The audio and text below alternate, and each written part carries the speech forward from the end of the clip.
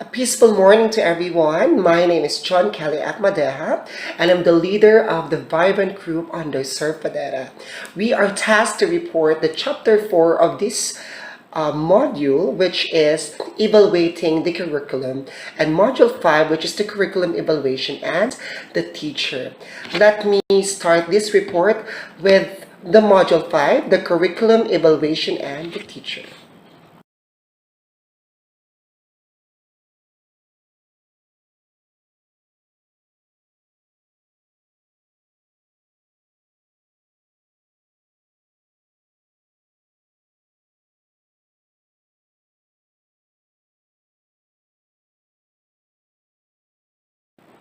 Under Module 5, Curriculum Evaluation and the Teacher, the module is all about curriculum evaluation in the context of its definition and the role of the teacher as an evaluator. It will present the ways of evaluating the curriculum as written, planned, or implemented. It will reference popular models of curriculum models currently used in educational programs here in the Philippines and in abroad.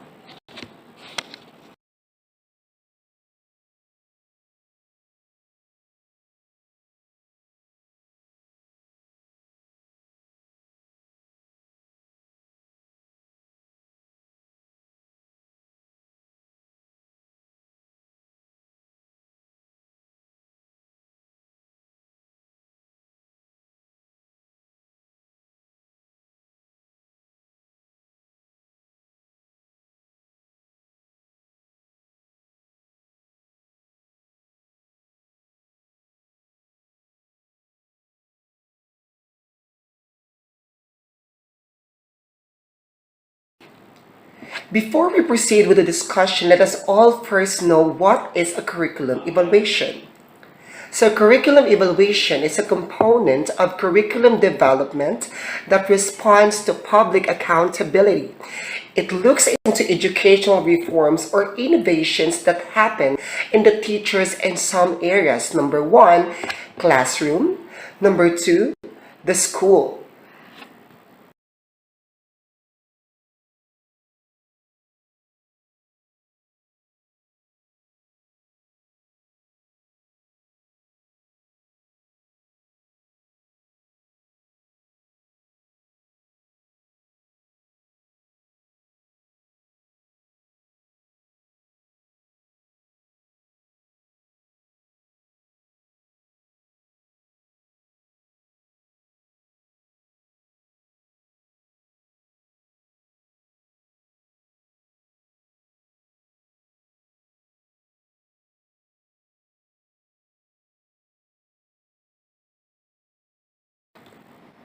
The curriculum evaluation also happens in the district, division, or the whole educational system, which is establishing the merit and the worth of a curriculum.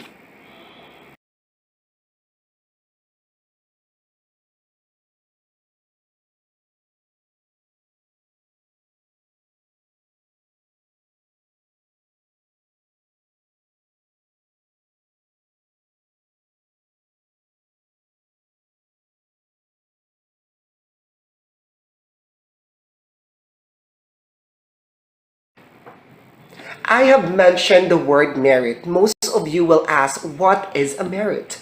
So, a merit refers to the value and the worth of the curriculum. Test results will only be used as one of the pieces of evidence of evaluation. Therefore, the purpose of an evaluation is to improve, not to prove.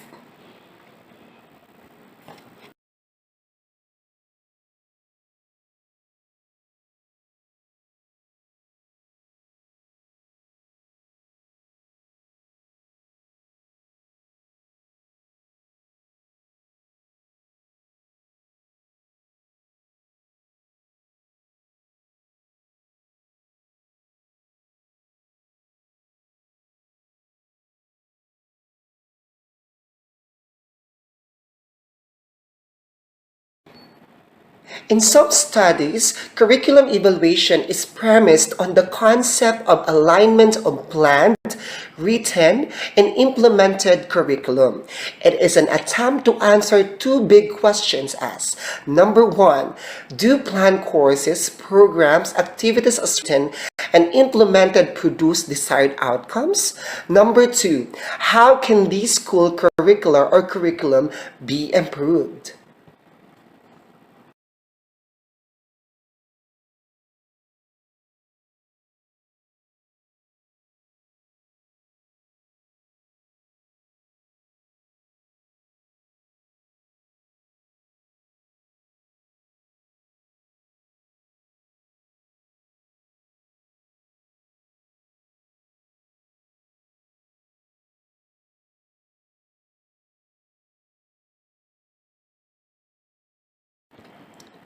Under the lesson 1, we will be knowing what, why, and how to evaluate a curriculum. The desired learning outcomes in this lesson will be number 1, acquired a clear understanding of what is a curriculum evaluation. Number 2, explain the need to evaluate the curriculum and how it's being done. And number 3, expanded knowledge about different curriculum evaluation models.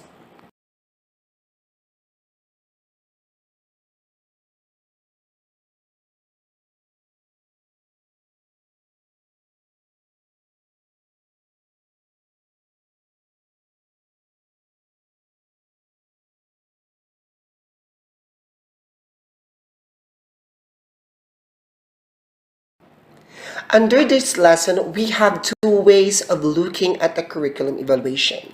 The number one is curriculum program evaluation may focus on the overall aspects of a curriculum or the curriculum itself. More often, it refers to a big curriculum program. Examples of these programs that may undergo a curriculum program evaluation are the K-12 curriculum, the Integrated Science program, the Teacher Education program, the Mother Tongue curriculum, the Process Approach in Mathematics curriculum, the Outcomes-Based curriculum, and Teacher Education program are some of the big curriculum programs under these number one ways.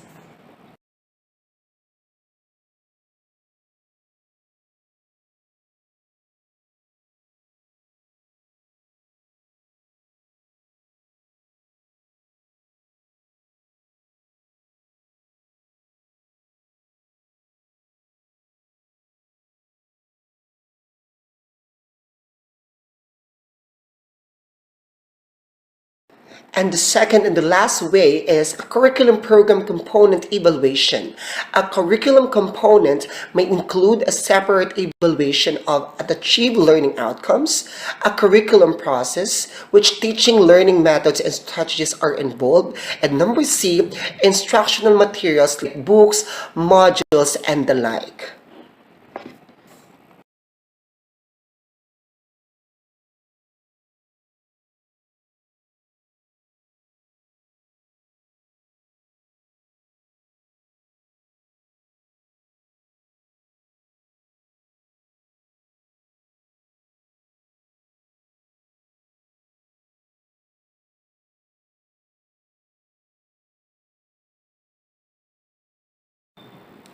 Now let's proceed with the discussion about curriculum evaluation, a process and a tool. Do you all have a clear understanding of what curriculum evaluation is all about? Well, for sure, it is synonymous with an assessment of learning. An analysis of the various definitions reveals evaluation is both a process and a tool. As a process, it follows a procedure based on models and frameworks to get the desired results. As a tool, it will help teachers and program implementers to judge the worth and the merit of the program and addition or curricular changes.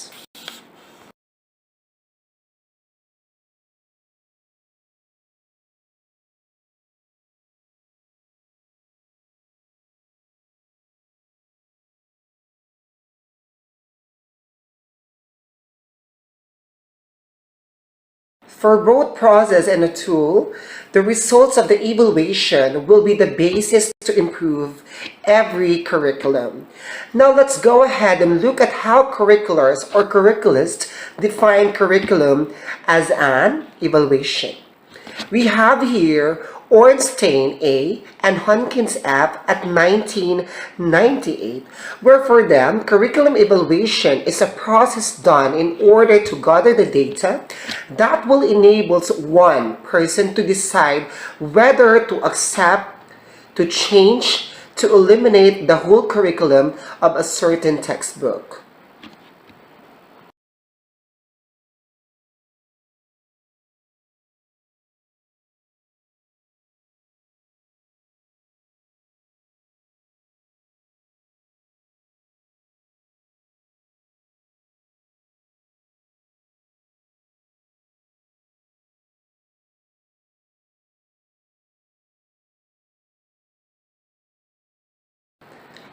And for McNeil J. 1977, for him, evaluation answers two different questions. Number one, do planned learning opportunities, programs, courses, and activities as developed and organized actually produce the desired results? Or number two, how can a curriculum best be improved?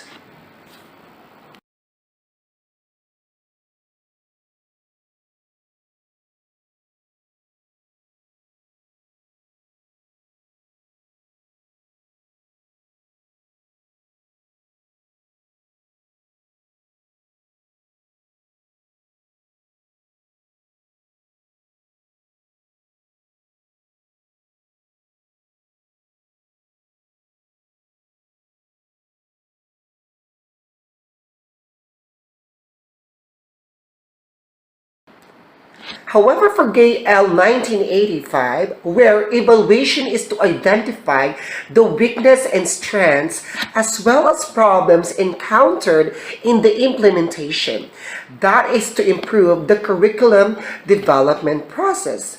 It is also to determine the effectiveness of and the returns on allocated finance.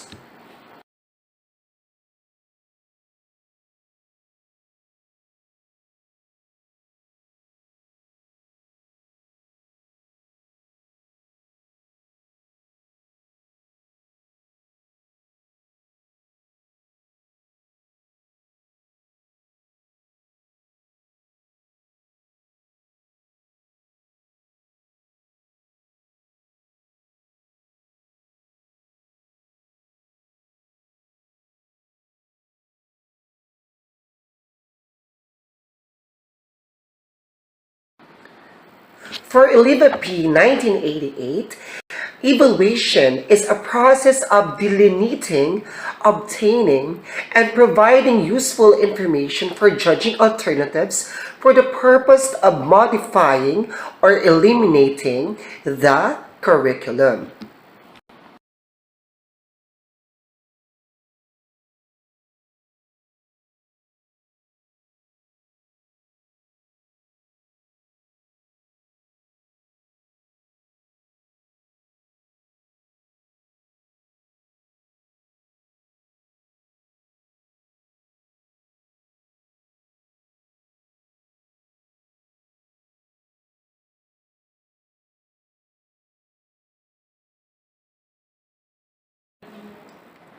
At this point in time, we will proceed with the reasons for curriculum evaluation. Why is there a need to evaluate a curriculum? The curriculum processes presented by Tyler and Tava and others at the end of the line or cycle undergo evaluation. All of them agree that planning, designing, implementing are less useful unless there is an evaluation. Here are some of the specific reasons that they have provided.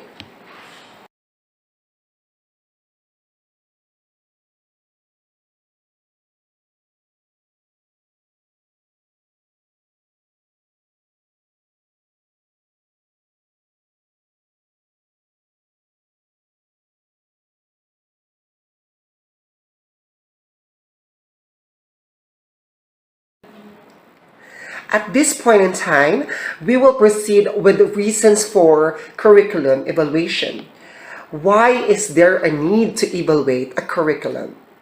The curriculum processes presented by Tyler and Tava and others at the end of the line or cycle undergo evaluation.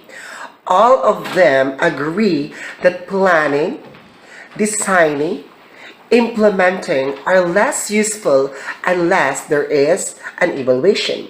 Here are some of the specific reasons that they have provided.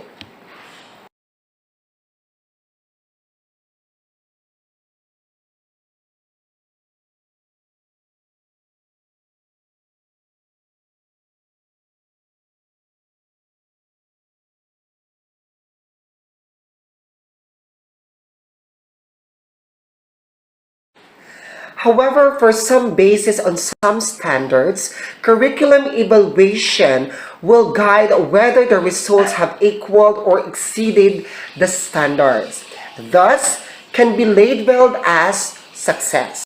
This is sometimes called terminal assessment. Last, curriculum evaluation provides information that is necessary for teachers, school managers, curriculum specialists for policy recommendations that will enhance the achieved learning outcomes. This is the basis of the decision making that they will create.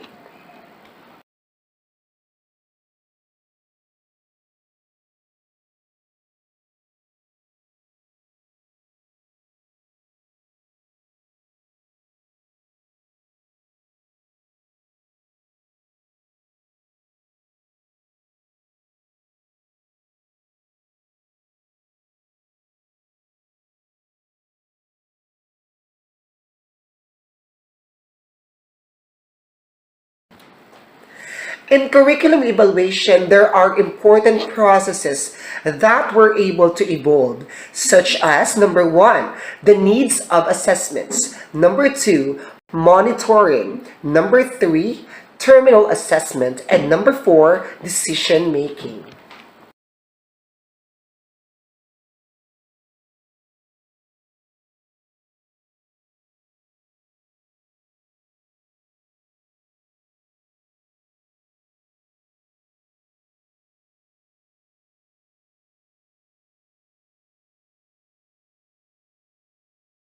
Okay, at this point in time, my dear classmates and Sir Padetta, we will proceed with the information about curriculum evaluation models.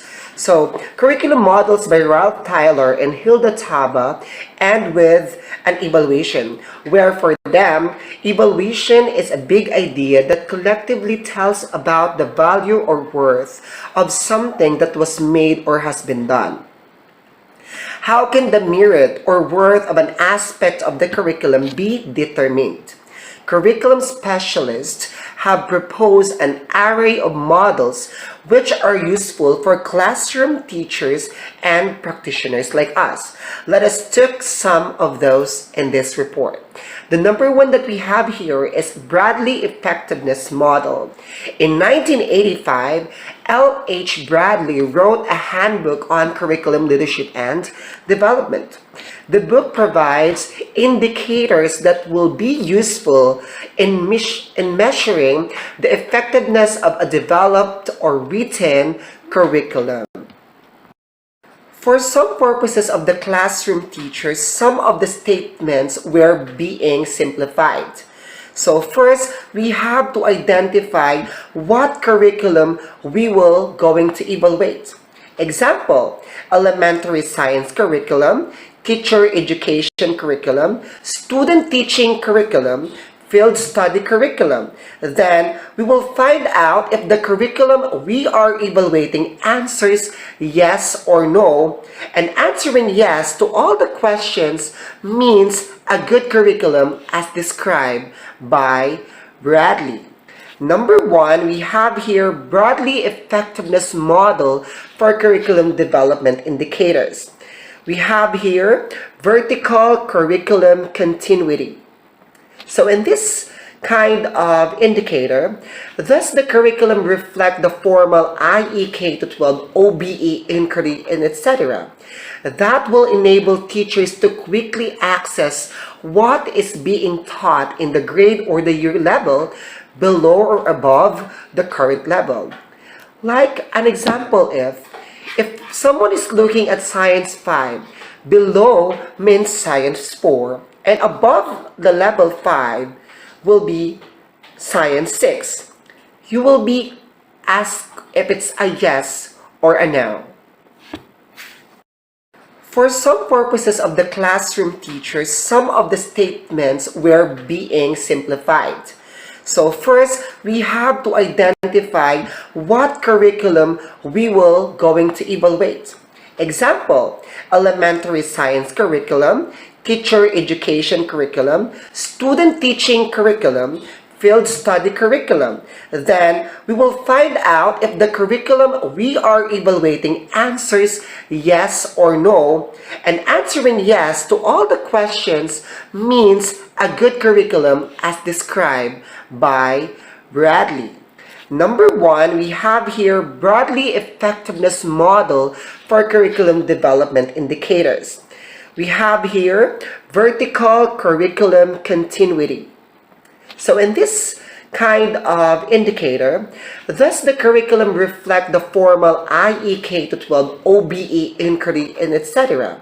That will enable teachers to quickly access what is being taught in the grade or the year level below or above the current level. Like an example, if someone is looking at Science 5, below means Science 4, and above the level 5 will be Science 6. You will be asked if it's a yes or a no.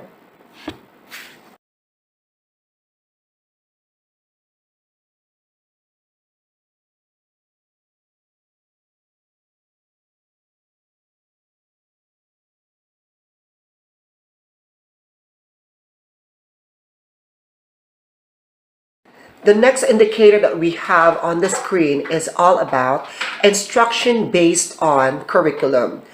Our lesson plans, syllabi, course design derive from the curriculum and strategies. Our materials used correlated with the content, objectives, and activities.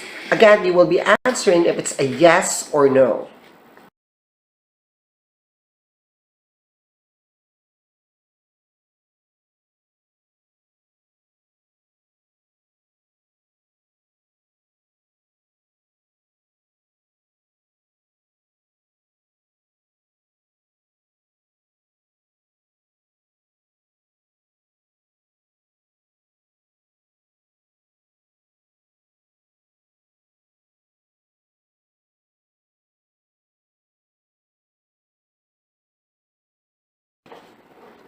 Next indicator is broad involvement. In this kind of indicator, you will identify if there is an evidence of involvement of the different curriculum stakeholders like students in the planning, designing, and implementation and review of their curriculum. Again, you will be answering or checking if it's a yes or no.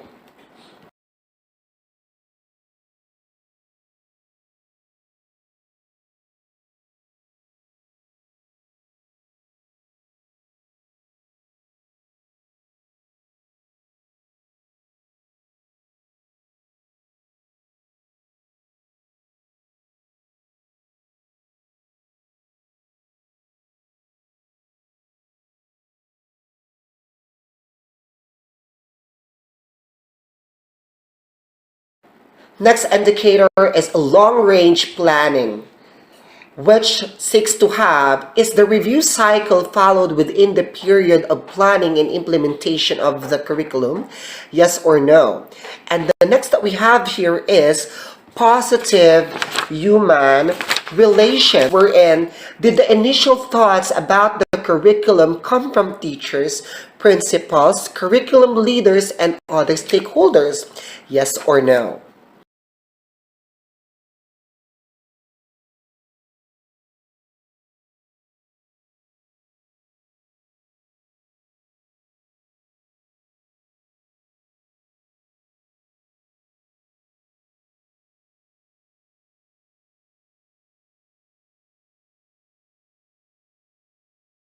And the last two indicators that we have are in theory into practice and plan change. In the theory into practice is there clarity of vision, mission, graduation outcomes, program philosophy, learning outcomes in the curriculum? Yes or no? Or in the plan change, is there tangible evidences to show that the internal and external publics accept the developed program? Yes or no? And those that we have presented are all the indicators under Bradley Effectiveness Model for Curriculum Development.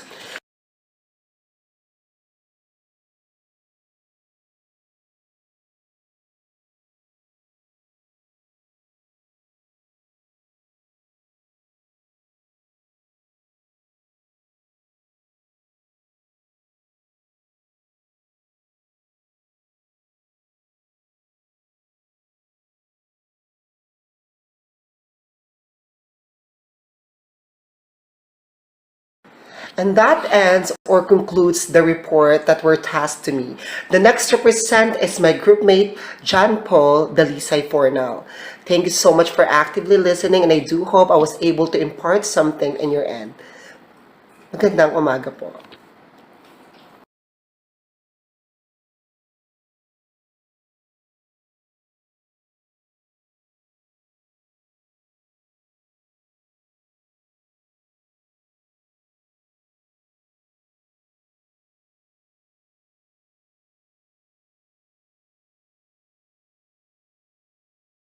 Good morning, classmate. My report is all about Tyler Objective Centered Model. Ralph Tyler. In early 1902 to 1994, Ralph Tyler published more than 700 articles and 16 books, best known for the basic principles of curriculum and instructions, which is based on 8-year study. Tyler posits the problem with education is that education programs lack unmistakably defined purposes. Ralph Winfred Tyler was an American educator who worked in the field of assessment and evaluation. He has been called by some as the father of educational evaluation and assessment. The Tyler Model. The Tyler Model is one of the best known models for curriculum development, known for the special attention it gives to the planning phases. Deductive, for it proceeds from the general, examining the needs of society, for example, to the specific, specifying instructional objectives. The Tyler model, developed by Ralph Tyler in the 1940s, is the quite essential prototype of curriculum development in the scientific approach. Tyler did not intend for his contribution to curriculum to be a lockstep model for development. Originally, he wrote down his ideas in a book, Basic Principle of Curriculum and Instruction, for his students to give them an idea about principles in making curriculum. The brilliance of Tyler's model is that it was one of the first models, and it was and still is a highly simple model consisting of 4 steps. Basic principles of curriculum.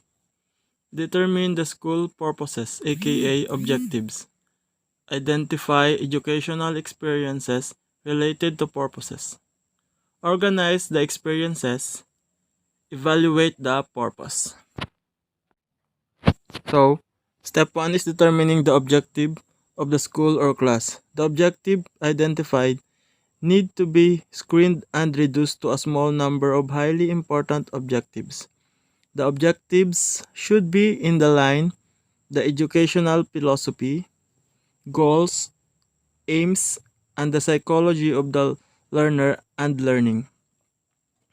Objectives should be specified precisely to indicate what is supposed to be learned, to enable accurate assessment, and it specified the changes to be brought about and the students to show evidence of attainment of objectives. In other words, what do the student needs to do in order to be successful? Each subject has natural objectives that are indicate of mastery. All objectives needs to be consistent with the philosophy of the school, and this is often neglected in curriculum development. For example, a school that is developing in English curriculum may create an objective that student will write essay. This would be one of many objectives within the curriculum. Step 2 is developing learning experiences that help the students to achieve step 1. For example, if students needs to meet the objective of writing an essay, the learning experiences might be demonstration by the teacher or writing an essay. The students that might practice writing essay experiences demonstration and writing is consistent with the objective that the student will write an essay. Step 3 is organizing the experiences. Should the teacher demonstrate first or should the student learn by writing immediately? Either way, good week and references is determined by the philosophy of the teacher and the needs of the student. The point is that the teacher needs to determine a logical order of experiences for the student. And lastly, step 4 is evaluation of the objectives. Now the teacher assesses the student ability to write an essay. There are many ways to do this. For example, the teacher could have the students write an essay without assistance. If they can do this, it is the evidence that the students have achieved the objectives of the lesson. Tyler Attainment Model or the Tyler Objective Centered Model is the basic for the most common models in the curriculum design, development, and evaluation. Example of this is the curriculum evaluation like this. Curriculum elements, evaluations, process. Okay. Action taken, yes or no. Number 1, objective intended learning outcomes. Predetermine intended learning outcomes or objectives. The first curriculum element is the objective intended learning outcomes. This is the beginning of the Tyler model. The evaluation process is based on the predetermined intended learning outcomes or objectives. Tyler model obtains the curriculum objectives from the three sources: 1. Student, 2. Society, 3. Subject matter. If the predetermined outcomes and the objective of the curriculum does not address the needs and the interests of the student community and subject matter, it will not be the best curriculum. So in evaluating the action taken, it should be the best to put yes if gives the emphasis to the input of the students, the community, and the subject content. If not, put no for revision and curriculum development. Number 2, situation or context. Identify the situation context that gives opportunity to develop behavior or achieve objectives. Situation or context. Identify the situation context that gives opportunity to develop behavior or achieve objectives. The second curriculum element, simple, involve the identification of the learning activities that will allow the student to meet the undefined objectives. For easy understanding, we will set a sample objectives of the students need to meet the objective of the learning. How to count numbers. The context or the learning experience might be the introduction by the teachers of the number starting from 0 to 9, using images and other materials, and then students might practice counting from 1 to 10 using objective fingers. The experiences of introduction of numbers and counting is consistent with the objectives of the student will know how to count. Then evaluate the action taken in the curriculum. Yes, no, if not. Number 3, evaluation, instrument, tools. Select, modify, and construct evaluation instruments or tools. Check its objectivity, reliability, and validity. Evaluation, instruments, tools. Select, modify, and construct evaluation instrument or tools. Check if the objective reliability and validity. Evaluation instrument tools can be program level, course level, student testing, and student projects, and many more. Tools and instruments should stay in line with the set objectives and should also based on a learning experiences. In a broad scenario, it can be worksheet, rubrics, surveys, grade report, test results, courses evaluation, and etc. It is important in the evaluation process to seek a well-designed student course evaluation tool if the tool used in the curriculum can provide data and feedback that is meaningful, relevant, measurable, and actionable that is consistent with the objective that put yes to action taken. 4. Utilization of tool. Utilize the tools to obtain results. Compare the results obtained from several instruments before and after to determine the changes. Utilize the tool to obtain the result and compare the results obtained from several instruments before and after to determine the change in the curriculum. After an explicit evaluation of the tools and instrument, it should be clearly stated and planned on how to make use of the instrument tool in the curriculum. The distribution of the tool must be thoroughly done for the student or respondent in order to gather the desired data that will be used for comparison and analysis. If it is clearly stated in the curriculum, the action, program, or of utilization, the gathering, and the comparison, you can put yes in the action taken. Number 5. Analysis of result. Analyze the result obtained to determine strengths and weaknesses. Identify possible explanation about the reason for the particular pattern. Analysis of result. Analyze the result obtained to determine strengths and weaknesses. Identify possible explanation about the reason for the particular pattern. Analysis and assessment can be easily done based on the data gathered and the instrument. It is best if the curriculum has presented the data in relation to the program's identified objectives. There are different analyses that can be done in relation with the instrument or tool used. The analysis in the curriculum can be qualitative and quantitative based on the objective that can identify possible strengths and weaknesses. Data can show possible explanation and reason that can be explained in analysis. If the curriculum has the concrete stated analysis, then we can put yes in action taken. 6. Utilization of result. Use the result to make necessary modification. Utilization of results. Use the results to make necessary modification. If the objective is achieved based on the gathered data, your program curriculum is deemed to be successful.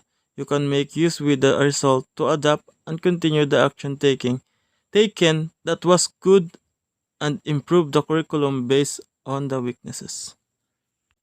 Using all the steps to evaluate the curriculum and obtaining all yes answer would mean the curriculum has passed the standards. Tyler model of evaluating the curriculum is relatively easy to understand, which many teachers can follow. Overall, Tyler's model is designed to measure the degree to which predefined objectives and goals have been attained. In addition, the model focuses primarily on the product rather than the process of achieving the goals and objectives of the curriculum. Therefore, Tyler model is product focused. There are evaluations on this model. However, Tyler model is still considered by many to be the strongest model for curriculum development. That's the end of my part. Hope you learned from my explanations. Thank you for listening.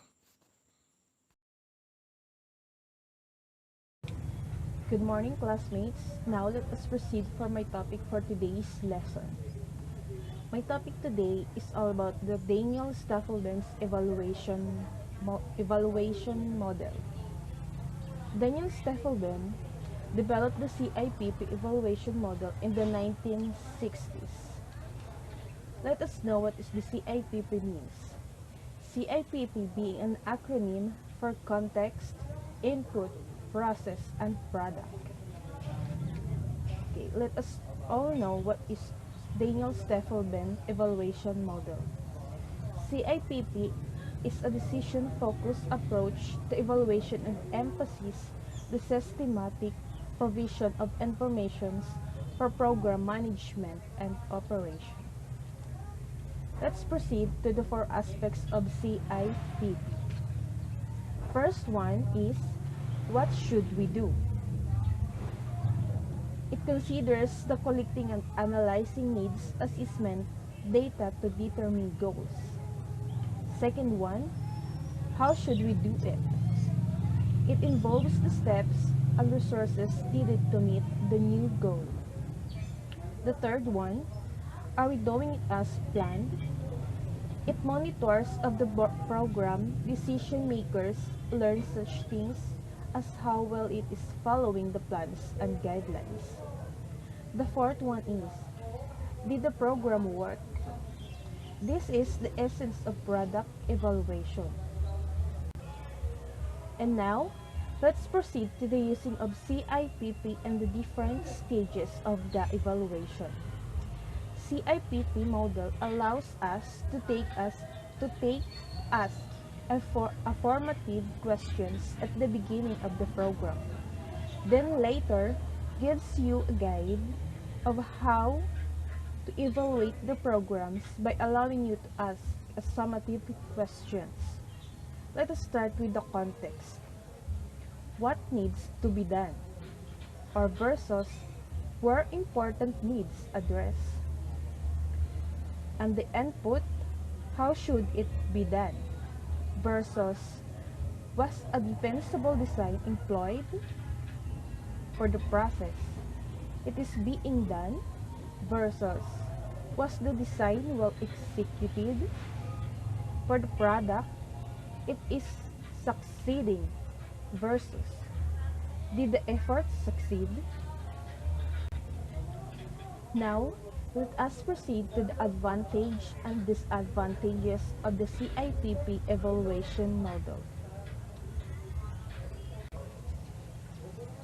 The example shows above is the advantage and disadvantages of the CIPP evaluation model, or what we call the context, input, process, and the product. As you can see, CIPP has both advantages and disadvantages. However,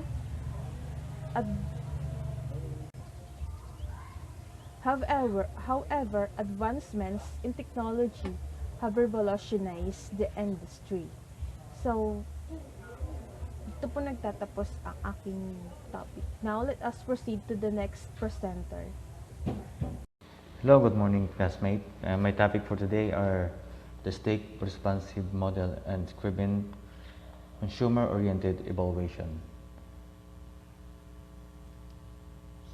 Again, I am Daniel Phil G. Fabelio, and we talk about the stake responsive model or responsive evaluation model. So, responsive evaluation is an approach to measure the effectiveness of educational programs developed by Robert E. Stake. This approach enables to evaluate the educational and other programs by comparing the program activity, the program uniqueness, and the social diversity of people. In 1967, this is called the Countenance Model for Education Evaluation. In 1975, this is called Responsive Model. This model is also called Congruence Contingency Model. So, responsive model is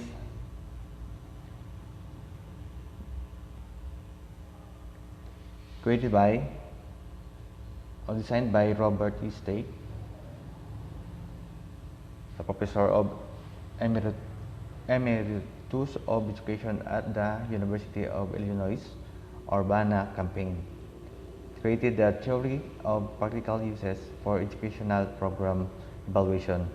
So, Stake believes that he is unsatisfied with other evaluation models due to their over-reliance of the adjudication of responsibility of success or failure in the program being evaluated. So Stake revised his model numerous times in 1967, which was his original model in 1972, in 1975, in 1983, and in 2005 as well. So, responsive evaluation model characteristics now include a focus on program evaluation based on the qualitative nature of information gathered. Now he says that there must be some sacrifices, some precision in favor of the increase of usefulness and findings to persons in and around the program, that is the stakeholders. It is less reliant on formal communication, more reliant on natural communication. It based on what people do naturally to evaluate things, they observe and react. This model assesses the issues, context, and language of participants. That Stake believes that this should be local. It should not be imposed from another distant evaluation process. And the responsive evaluation required planning and structure, but they rely little on formal statements and abstract representations.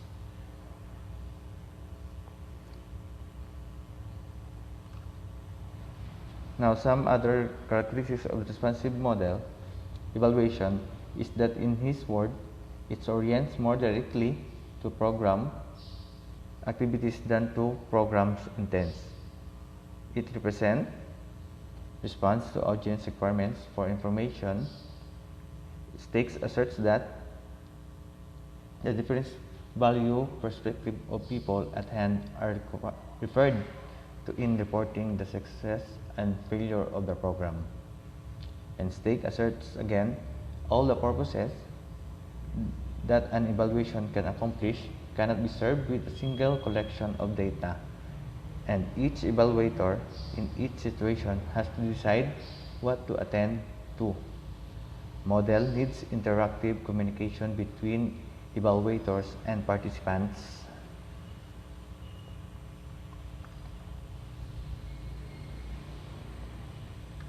Now, some other characteristics include it pays attention to what is happening in the program.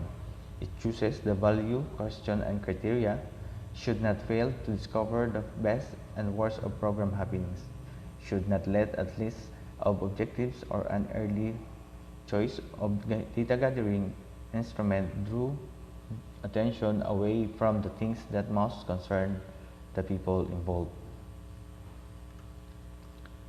So next, let's talk about the responsive evaluation emphasizes three main areas, and that is the educational problems more than objectives or hypotheses, direct and indirect observation of program participation, and continuous attention to audience information needs and media for reporting.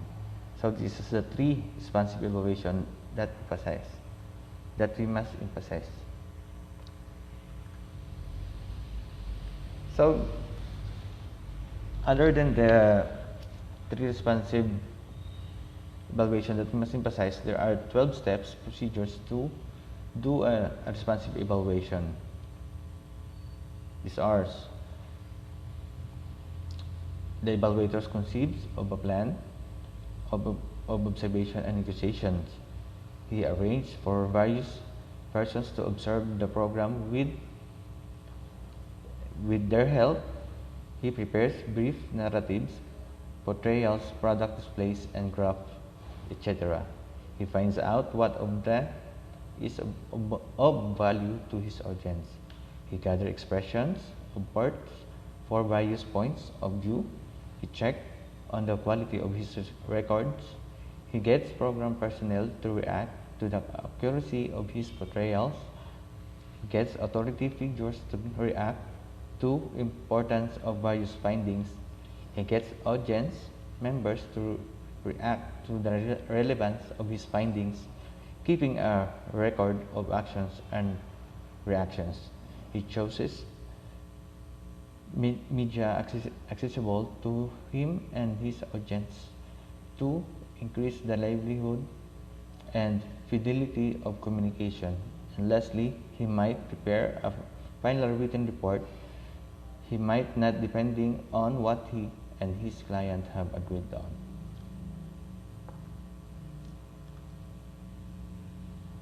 So there are advantages of responsive evaluations. So we talk about the advantage. Now there are certain advantages of responsive evaluations model, and this approach allows different questions to emerge during the construction of evaluation of the curriculum that leads to desirable outcomes. Next, enables the evaluator to acquire a rapid understanding of program and to determine which issues and concerns are most important to a variety of stakeholders. Flexible approach that uses content-rich information to portray a program in a way that is reality accessible to audience. The nature of the feedback provided in responsive evaluation provides the audience with an opportunity to react to the evaluator's feedback and to interact with the evaluator about their issues and concerns.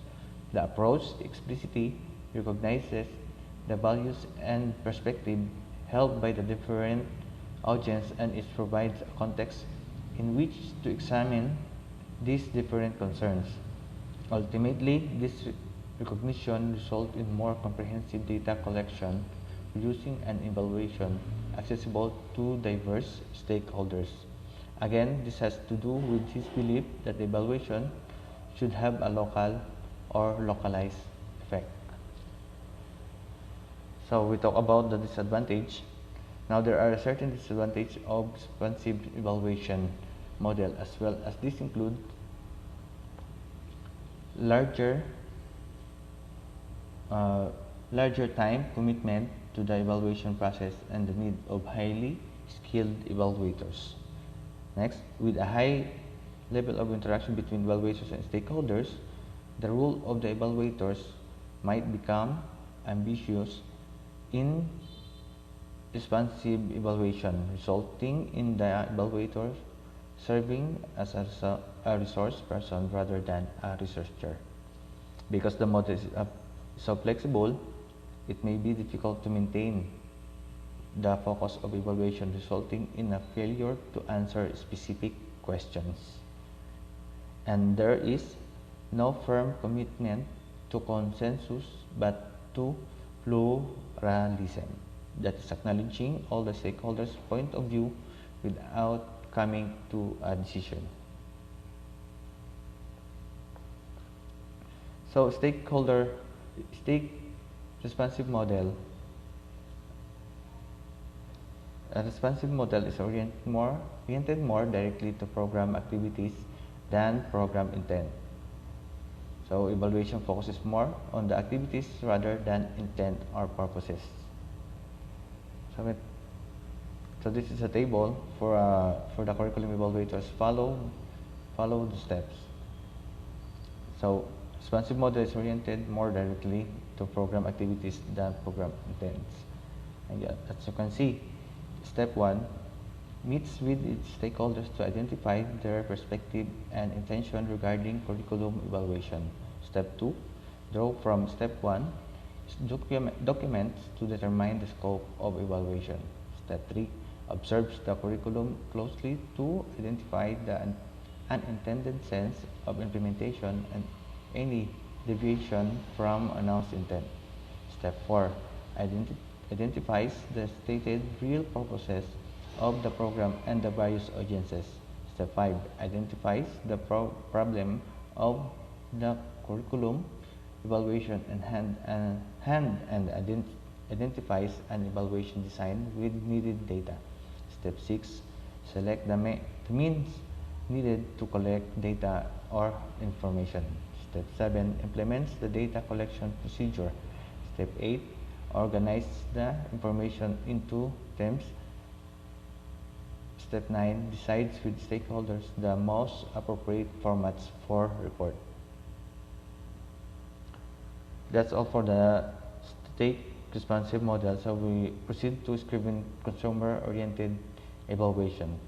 So the consumer-oriented approach to evaluation is the evaluation orientation advocated by evaluation expert and philosopher Michael Scriven. The approach stems from the belief that evaluation ought to serve the consumer, that is, the ultimate end user or of the particular object under evaluation, the eval1, be in a program, a curriculum, a policy, a product, or a service. This entry first discusses the history and the key aspect of the consumer-oriented evaluation approach, including the centrality of the consumer, the goal of the evaluation, and the role of evaluation and the evaluator. It then looks at the techniques used in consumer-oriented evaluation, the checklist developed by Scriven for this evaluation approach, and the advantage and challenges of the approach. Now, who is Michael Scriven? So, Michael Scriven is a distinguished professor of Division of Behavioral and Organizational Sciences at Claremont Graduate University. Research fields include evaluation philosophy of science and computer. Michael Scriven in 1967 introduced this evaluation among many others when education products flooded the market. Consumer of educational products which are needed to support an implemented curriculum often use consumer-oriented evaluation. These products are used in schools which require a purchasing decision. These products include textbooks, modules, educational technology like softwares and other instructional materials. Even teachers and schools themselves nowadays write and produce these materials of their own purposes. So there are types of curriculum evaluation. First is the formative evaluation, and second is the summative evaluation. So consumer evaluation uses criteria and checklists as a tool for either formative or summative evaluation purposes. The use of criteria and checklists was proposed by Scriven for adaptation by educational evaluators. These two are considered as the two primary types of curriculum evaluation that assess academic curriculum for effectiveness. Assessment allows both instructor and student to monitor progress towards achieving learning objectives and can be approached in a variety of ways. So we talk about formative evaluation. So formative evaluation is a formative type of evaluation assesses the curriculum as it is used instead of waiting until the end of the school year to look back on how the curriculum worked. Using formative evaluation allow you to get feedback. So this type of evaluation allows educators and administrators to make changes as the school year progresses and adapt the curriculum for the different learning styles. Methods of formative evaluation may include collecting student reflection papers after a lesson. It can include students assessing themselves, peers, or even the instructor through in-class discussions, clicker questions, low-stakes groups work, weekly quizzes, 1-minute reflections, writing assignments, homework assignments, and surveys. For example, you give set work in the middle of discussion, that is formative. So next is the summative evaluation. So, the summative type is done at the end of a course or school year or through standardized assessment testing. Summative evaluation measure curricular success by reviewing the outcomes against benchmark standard. These are evaluations of learning for accountability and are not necessarily used to boost the educational process. So unlike formative evaluation that take place on consistent basis given and going feedback, any assessment that giving after the discussion or lesson that is summative. So example po nito ay yung structure creative exams, standardized tests, final projects, final essays, final presentation, final report, and final grades. Lahat po ng finals, yun po ay summative evaluations. So next, an example of instructional materials review formed by Marvin Patterson of Florida State University is adapted for better understanding. So using this checklist for instructional materials, evaluation may help and any curricularities make a decision which textbooks, modules, or any instructional support materials will be used, modified, or rejected. Instructional materials are essential tools in learning every subject in the school curriculum. They allow the students to interact with words, symbols, and ideas in ways that develop their abilities in reading, listening, solving, viewing, thinking, speaking, writing, using media, and technology.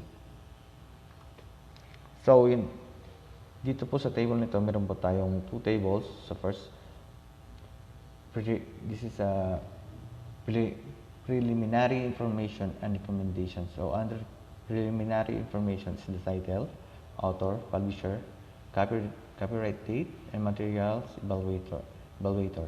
And recommendation is either retain for further review or reject comment. So use the following codes to rate the materials. So plus means yes or good quality, minus means no or poor quality, 0 means alright but not of good quality, and N8 means not applicable. So there are 16 criteria. First is the content covers a significant portion of the course competence. Second, contents are up to date. Reading levels inappropriate for most students who will use the materials. Intended learning outcomes, competencies are stated. Formative and summative assessments are included. Activities are varied to meet the needs of students. Teachers' guides is included with management suggestions. Materials are presented in logical order. Learning outcomes, competencies, and or tasks. Degree of match between learning activities and intended learning outcomes. Quality of test items and degree of match with intended learning outcomes. And quality of direction on how students will process through materials. Quality of drawing, photograph, and or other materials. Overall design of the learning activities of individual instruction. And quality of management procedures for teachers. And the last, optional, these corps map competencies covered by the instructional materials. So, ito pong criteria na ito ay dito po ang basihan if the teachers ay deliver the quality education or the objectives the subject has delivered to the student.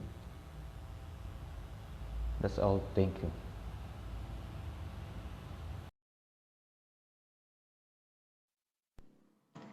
Hello everyone. In this video, we will talk about a simple way of curriculum evaluation process. Now, in our previous discussion, we looked at the different for a very simple and practical way of curriculum evaluation. Responding to the following questions will provide an evaluation data for curriculum decision. Of curriculum evaluation. Responding to the following questions will provide an evaluation data for curriculum decision. Just ask the following questions, and any no answer to an item will indicate a need for a serious curriculum evaluation process. These questions are as follows. Does the curriculum emphasize learning outcomes?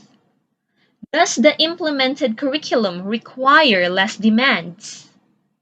Can this curriculum be applied to any particular level, from kindergarten, elementary, secondary, and tertiary levels?